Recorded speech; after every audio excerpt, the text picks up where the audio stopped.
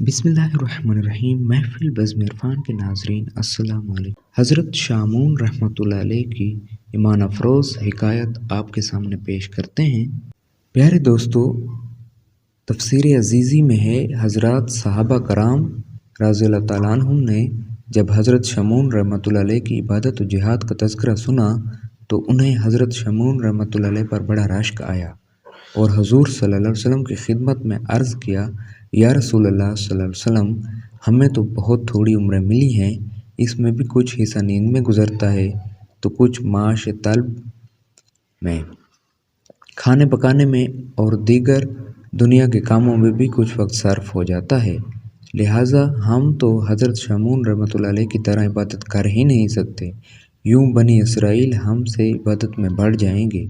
उम्मत के गमखार आका हुज़ूर सल्लल्लाहु अलैहि वसल्लम ये सुनकर गमगीन हो गए।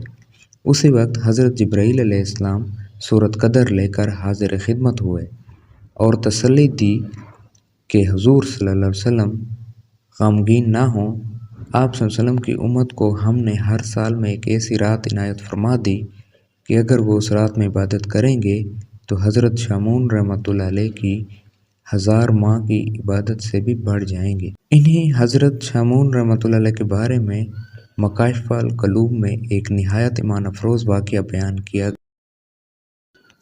प्यारे दोस्तों, बनी इसराइल के एक बुज़ुर्ग हज़रत शामून रहमतुल्लाह अलैह ने 1000 माह इस तरह इबादत की कि रात को क़याम और दिन को रोज़ा रखने के साथ साथ अल्लाह पाक की राह में कुफ़ार के साथ जिहाद भी करते।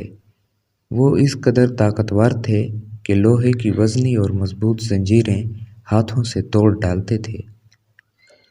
कुफ़ार ने जब देखा कि हज़रत शामून रहमतुल्लाह अलैह पर कोई भी हरबा कारीगर नहीं होता तो आपस में मशवरा करने के बाद माल व दौलत का लालच देकर आप रहमतुल्लाह अलैह की ज़ौजा को इस बात पर आमादा कर लिया कि वो किसी रात नींद की हालत में पाए तो उन्हें मज़बूत रस्सियों से बांधकर उनके हवाले कर दे। बेवफा बीवी ने ऐसा ही किया।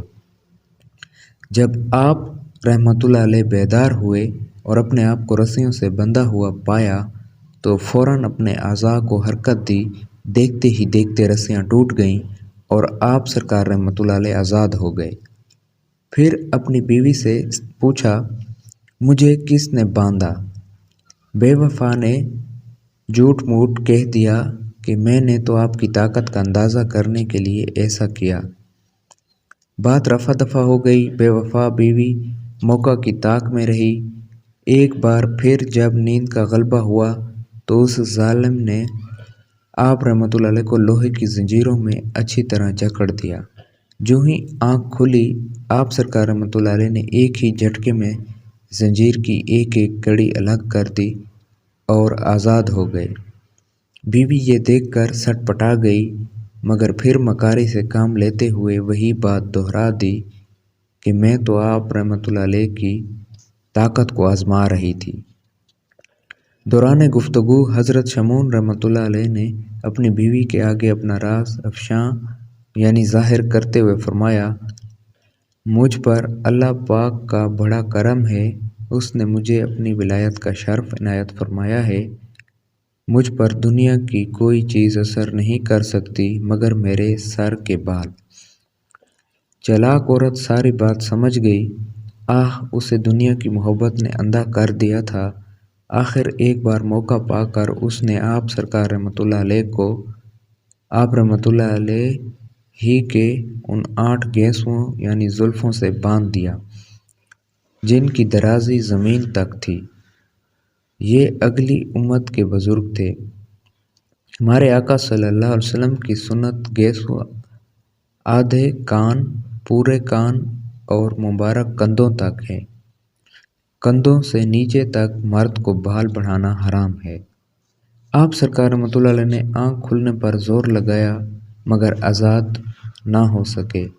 दुनिया की दौलत के नशे में बदमस्त बेवफा औरत ने अपने नेक व पारसा शोहर को दुश्मनों के हवाले कर दिया।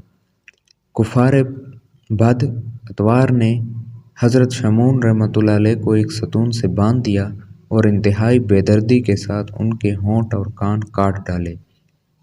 تب اس نیک بندے نے اللہ پاک کی بارگاہ میں دعا کی کہ اسے ان بندھنوں کو توڑنے کی قوت بخشے اور ان کافروں پر یہ ستون بمائے چھت گرا دے اور اسے ان سے نجات دے دے۔ چنانچہ اللہ پاک نے ان کو قوت بخشی، وہ ہلے تو ان کے تمام بندھن ٹوٹ گئے۔ تب انہوں نے ستون کو ہلایا جس کی وجہ سے چھت کافروں پر آ گری اور سب ہلاک ہو گئے۔ اس نیک بندے کو اللہ پاک نے نجات بخشی۔